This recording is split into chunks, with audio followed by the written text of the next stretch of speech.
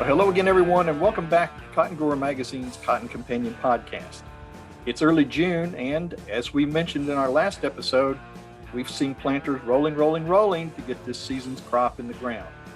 But it seems more recently that rolling has changed to raining across a good portion of the cotton belt. Well, with as much moisture, whether it's welcome or not, whipping around the belt, it's probably a good time to talk about weather and what may be ahead for us as we move into the summer storm season. So that's what we're going to do in this episode, and we're going to share those details with you in just a few minutes. I'm Jim Stedman, Senior Editor of Cotton Grower, and as always, I'm joined by Cotton Grower Editor Frank Giles. Frank, seemed like the rain let up for a few weeks to help with planting, but we seem to be back in that every other day storm pattern here in the Mid-South. What are you hearing and seeing from the Southeast? Southeast has been drier. They've gotten some rains over the weekend, I think, but it's been kind of spotty. Down here in Central Florida, I had a big rain at where I live, about a couple 3 inches on Friday afternoon. But again, 10 miles down the road, it was bone dry. So rains are falling, but they're not widespread at this point. Well, I think as you can tell, weather is going to be our subject of the day. And joining us today again in our virtual studio is one of our more popular guests from 2020, Mr. Mike Boylan, who's better known to farmers and other weather watchers as the man behind Mike's Weather Page. He joined us last year to talk about hurricane season, and we want to catch up with him again early in the season this year to talk about current weather projections, as well as the 2021 hurricane season, which has officially just begun. Now, Mike can be lively and a bit colorful, so we hope you'll stay tuned for that discussion coming up in the 97th episode of the Cotton Companion. But first, Frank has a quick look at some recent news from across the Cotton Belt. Well, we just had the latest USDA crop progress report come out on June 6th, and it showed growers continue to plant on a furious pace to finish as calendar insurance deadlines loom. The report showed that 71% of the U.S. cotton crop has now been planted, up 7% from a week ago, and about 6 percentage points below the 5-year average for early June. In all, 10 cotton producing states are reporting planting totals between 90% to 100% complete, all ahead of their respective 5-year averages. The biggest percentage increase came from Kansas, up 23%, Louisiana up 14%, and North Carolina and Virginia both up 13%. We're starting to see squares in the field. Squaring is now reported in 9% of the crop, with Arizona, Texas, Tennessee, and Georgia continuing to lead the way. Crop conditions are improved this week, with 44% of the U.S. crop rated good to excellent, 39% fair, and only 15% rated poor to very poor. Moving on to crop insurance, cotton producers have crop insurance coverage through USDA Risk Management Agency approved insurance provider are eligible for a credit on their insurance premium under the newly announced pandemic cover crop program if they planted a cover crop during the 2021 crop year. The maximum premium support is $5 per acre and will be paid on the acreage of cover crops planted on eligible insured acres, with the benefit capped at the full premium amount. Endorsements to underlying coverage, such as whole farm revenue protection, enhanced coverage option, hurricane insurance protection wind index, stacks, and supplemental coverage options, are prohibited from gaining additional premium support. For producers who purchase stacks as a standalone policy, are eligible for $5 per acre premium credit. For eligibility, producers must report their cover crop acres on the FSA 578 acreage report by June 15th. Producers will not receive a direct payment. Producers will adjust premiums accordingly when calculating total billing amounts due. More information is in the pandemic cover crop program Q&A document that can be found online at farmers.gov. And one last note, we need some more Cotton Kids photos as we head into the late summer and fall issues of Cotton Grower Magazine. Our industry is blessed with beautiful children, and we'd like to thank you all have contributed photos over the years, and we need some more to fill the pages of the magazine. To find out how to get your photos to us, just check the instructions on the Cotton Kids page in any edition of Cotton Grower magazine. Sounds good. Thanks, Frank. And while you have the microphone, why don't you go ahead and introduce today's guest? As promised, we're going to talk about the weather today, one of farming's favorite topics. Joining us again in our virtual studio is Mike Boylan, the man and the legend behind Mike's weather page. Mike, thanks for joining us again today. Oh, you're welcome. And thanks for having me. And I don't know about legend yet. Yeah, still working on legendary status. There you go. Well, tell us what you've been up to since we chatted last. Well, it was a busy season last year. People, I think, got into hurricane hangover. So, I know we're going to talk about now, but it seems like toward the end of the season last year, everybody was just done with hurricanes. We just went into the Greek alphabet, crazy record season. One of the last storms that hit was here at home, Ada, and I was out chasing in it. Almost zero press locally. It was, November. Nobody wanted to talk about it. We ended up having over 1,000 homes flooded because of surge. It was only 60 miles off our coast. The people were, I think everybody's just done talking about it. It was like, so it definitely was a crazy year. People burned out of the tropics, but I'm ready to go. We got a new season, and things are pointing to another kind of busy season. Speaking of that, we've got a little activity in the Gulf. What's your thoughts on how that's shaping up? Well, it's interesting. We got the NHC marked a couple spots now, a couple tropical waves, and for our neck of the woods, early season tropics usually get going in the Caribbean Gulf. We get a situation called a Central American gyre, they call it, which is just a basic general low pressure area down in Central America. And they sometimes can create like a big juicy area that moves northward. Now, whether or not they develop, sometimes they're too broad a circulation. And we're seeing models hinting that, middle part of next week, the week, leading up to Father's Day weekend, we could see a little bit of tropical brewing going on up towards Texas, Louisiana, even as far as the Florida Panhandle. So it's definitely, I'm watching it. Historically, it's a spot. We got an enhanced stage of the MJO, which has really turned out to be a big player with tropical development. And we got tropical waves, which have kind of started earlier this year. So I'm watching that close. It's still 10 days out, which is the forecasting voodoo. Most of your professionals won't touch anything past 5 days, but I think there's a legitimate shot. We'll at least see tropical moisture feeding up close to the what is a holiday if you're a dad, the Father's Day weekend, Well, for the growers in the Alabama and Georgia and those places and North Florida, could they perhaps see some rain out of this, if anything? Oh yeah, definitely. I mean, we're going to be in a dry spell the end of this week, leading up to the weekend. So we have a little break as far as coastal areas go, but this definitely could bring, yesterday's models, they flip flop, and this is the time of the year that a lot of knee jerk reactions happen. Like yesterday's modeling was very supportive of something heading up straight to the Gulf, even kind of touching the peninsula of Florida. Overnight models, a lot of them are back down, and it shifted a little to the west. So now all of a sudden you get the ones saying, I told you so. So I don't make knee jerk reactions. I see the patterns there. And these wider Central American gyre systems could produce rain way outside the center.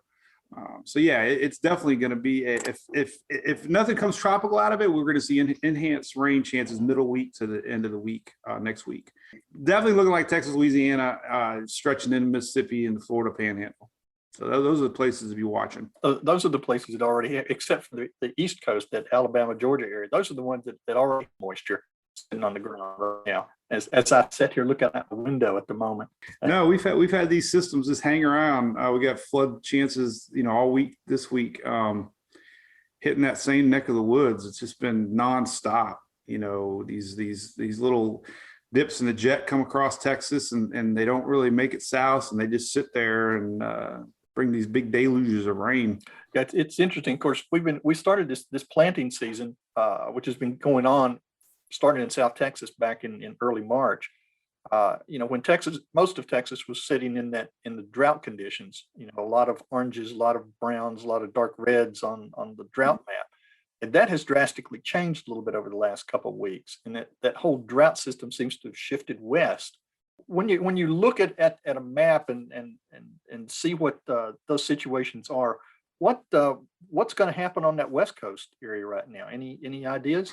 Well, they're in this long range pattern. It just seems like that if they don't get these winter, snow events that feed these lakes and stuff, I mean, they're already scared to death. Some of these lakes, they're evacuating boats because they're already seeing they've kind of missed their rainy season. And you're right. I mean, from pretty much Texas got out of that drought, but West Texas all the way California, it doesn't look like they have any end in sight with their drought situation. And it's been that way for years. It's like they're stuck in this pattern of rains, and they feed off a lot of the Pacific storms that come in. But like I said, those are usually wintertime storms. And now that we're entering this summertime pattern, they've lost the winter melt. I think that's what they call it. So it doesn't look good. I mean, the surprising spot on the drought map is Eastern Carolinas. That neck of the woods has been in South Florida, believe it or not. But I mean, Mother Nature definitely works its way out in Florida. Eastern Carolina with this high pressure, we got a pretty strong high pressure locked in over Bermuda, and it's kept things a little more dry here in the South. And there is chitter chatter back to hurricanes. I haven't really seen good forecasts for Bermuda high pressures.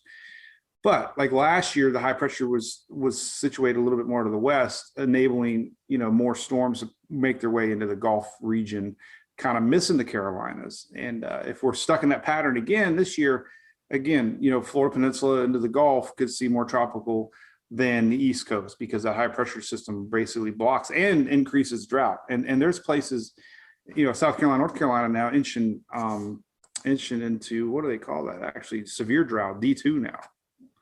So that's kind of uncommon for that neck of the woods. Well, looking ahead, as hurricane season has officially begun, and I say that with air quotes, how many storms? I looked at the list the other day. The National Hurricane Center's got 21 names lined up for this year. Yeah, you mean total names in general or prediction? Well, just the names on their list for names. Yeah, they one thing about the names, which it took me a while to learn, is they rotate them every 6 years. So you'll get like 2021 storms will be repeated in 2027. So they stop at Wanda this year, and they're expecting, like all the official forecasts for this season.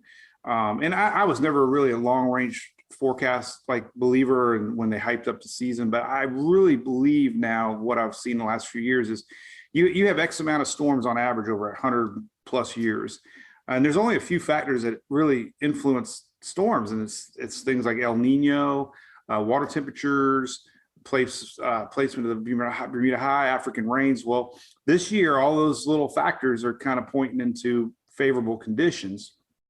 So let's say you have average of 20 storms. Well, you say, okay, well, everything's lining up, so we're going to have above average. So all the modeling this year predicts above average.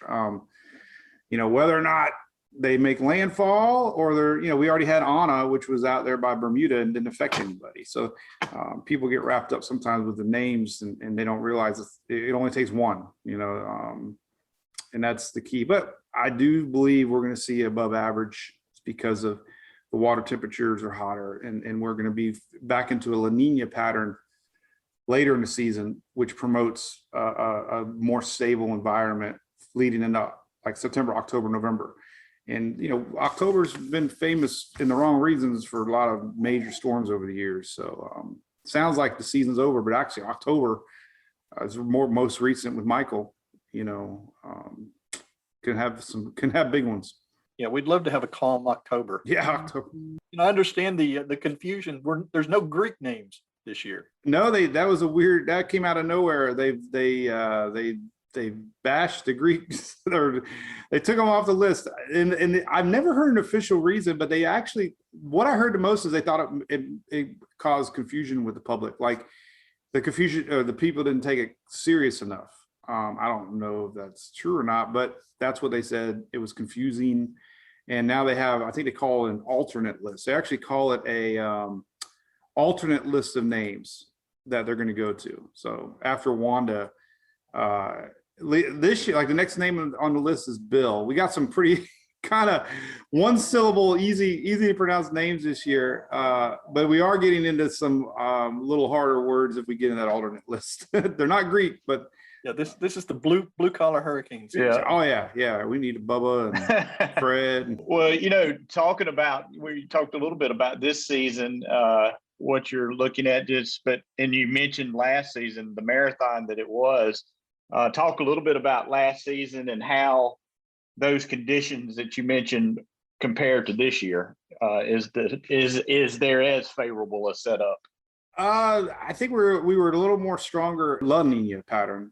La Nina pattern means that the Pacific waters are cooler, which produces less shear in the Atlantic side. So we had a stronger La Nina setup last season, and that enabled a little more storms to develop here. And also we started the season a little earlier last year. We were already at Cristobal last year at this time that actually hit the upper Gulf. And the water temperature started out a little warmer last season at this time. So that's just slowing the beginning of the season a little bit. Water temperatures can increase really quick overnight. So it's just more of a temporary setback for development. And we really don't look at the Cape Verde season until maybe the end of July. Big news this week, there's a huge dust outbreak from Africa. You can see it on all the satellites. I mean, it's an amazing phenomenon that happens where we get these dust storms in Africa, and that dust actually settles in the middle atmosphere. You can see it on satellite, but that dust particles in the air actually dries the atmosphere up, and it dries the skies out, and you got to have a certain amount of relative humidity in order to have thunderstorms, brew, especially middle atmosphere. So the dust chokes early season, development. And sometimes what I've seen over the years too is you get a lot of dust outbreaks that kind of cools the Atlantic waters a little bit longer. It's like a blanket. So it just kind of delays the start a little bit. June and July are really weird because we'll get like maybe one system in May and June. Everybody thinks it's going to be a busy season. Then we get this big lull until like maybe July, and everybody's like, "Oh, season's a bust." And then boom, all of a sudden it's like August, September, October, and again, back to your question, the factors. Last season we were just in a little more stronger La Nina pattern, which enables a little less shear in the atmosphere. And when you don't have shear, it enables thunderstorms to grow upwards, and that's what creates these low pressure spinners. So that's really the only big difference between last year and this year as far as environmental conditions go. Yep. Well, I know I follow you on Facebook, and I know you've gotten into storm chasing a little bit. Tell us a little bit about that, maybe some of the craziest situations you found yourself in. Well, oh my goodness. So I don't even know what started this. Last year we had Laura, was a cat, really strong Cat 4. And I remember watching it live. We broadcasted home for 5 hours, 7 hours. I don't even know how long. And I was like, I couldn't share any weather chaser stuff anymore because they flag you for copyright, even though you might have permission. And I'm like, this isn't like fun because people are wanting me to show what's going on, So the next storm that hit, one of our big sponsors is out of Houston, Lodging Solutions, and these guys are great. They set up mobile camp tents for thousands of linemen and workers, and huge part of storm industry. So we actually tied a meeting up to meet these guys, and it was Hurricane Delta, and it began. I mean, we rode out the eye. We went to the small town of Gaydon in Louisiana and met the local police chief. That was fun. And we stream live, so people are like watching us because they evacuated, and they're like living it with us, and hey, that's my street, there's my home. And I guess the biggest fact, or I don't know, surprise for me was after the storm passed, we drove around and seeing the power lines on the roads, trees down, flooded roads that are impassable, seeing why it's so important to evacuate. It really was a wake-up call. is why they really want you to stay home or at least evacuate, because you got power lines laying around and trees everywhere down. It's not fun. I mean, I saw firsthand the damages, and it's bad. And then we went up for Zeta. I drove up by myself to Biloxi, and that was quite an event because of the surge and the roads. I mean, I made a couple wrong turns on some side roads, and we had locals telling us, "Don't go down that road. That road floods." And sure enough, I turned the corner, and water's just like waves are coming across the road, and we're a couple miles from the shore, and that's how far the surge came up. So that was kind of an interesting little, shock, seeing the surge waters that far north of landfall. And yeah, so it just, I think the most eye-awakening experience for me was in New York. We went to New Orleans during New Year's. There's supposed to be a big tornado outbreak, and the guy that helps me fill, we had some miles to burn, so let's go up there for a couple of days. And we ended up driving to Lake Charles, and we saw 6 months later basically the damages that were still there. And it was just the most eye-opening experience ever, is to see the damages, every single road, every single roof, pods, portable storage generators running, just what these folks are living through after a storm. So I think education wise is my biggest reason now, is bringing awareness and what's going on after a storm. Because, if you don't live it, like, living in Florida, you always get excited, like, oh man, I want a hurricane. I don't think you really do. When you see the damages that these people face, it changes your outlook real quick. Absolutely. Now, one of your maybe most famous storm video would be the famous flip-flop episode. Yes, there's been 2 now. All right, now I got a couple of funny. So one of the funniest clips was we were down some road in Louisiana like midnight, and it was curfew, and I got pulled over by the cops, and it was funny. I'm like, no, I'm going home. We're going back to Florida. And he goes, what the hell made you decide to go to Florida at midnight in the middle of a hurricane? Because he didn't know who I was. He sees this random car driving down the road, and I'm like, yeah, we're just going to Florida. He's like, so that was hilarious. And then the flip flop, I was wrapped up in a tornado here at home, and true story, couldn't find the flip flop, and ended up a couple hundred yards away by my umbrella that was in a tree.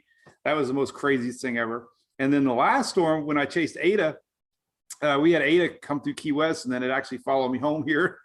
And I was walking around our boat ramp where we go, and it was 3 foot underwater, and I lost my shoe. And then the next morning I went on this big old adventure to try to find my shoe, and there it was, away, a couple hundred yards from the shore, just sitting there in a pile of debris. And it was so exciting.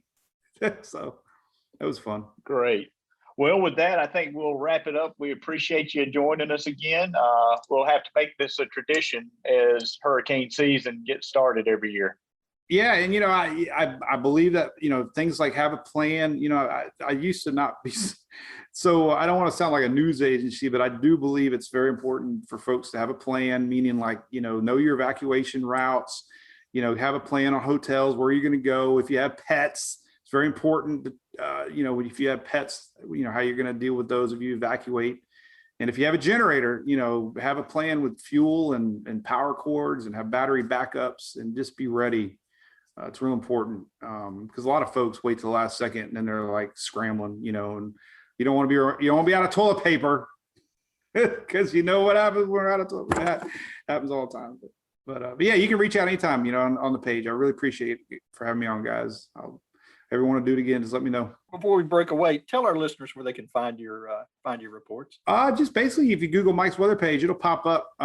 Facebook is the big one. We have, I post on there a lot. So if you just type up Mike's, it'll probably pop up. But it's Mike's weather page. I'm on Twitter now and Instagram, and of course the website's what you can always go to find the latest and greatest information.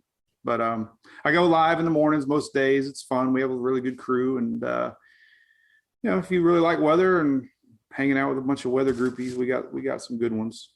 All right. Well, sounds good. Mike, thank you. We'll catch up with you again soon. All right. Thank you, guys. Thanks a lot. Once again, that's it for this episode of the Cotton Companion podcast. As always, thank you, dear listeners, for joining us. If you like what you hear on the Cotton Companion, please be sure to spread the word and tell your farmer friends about this podcast.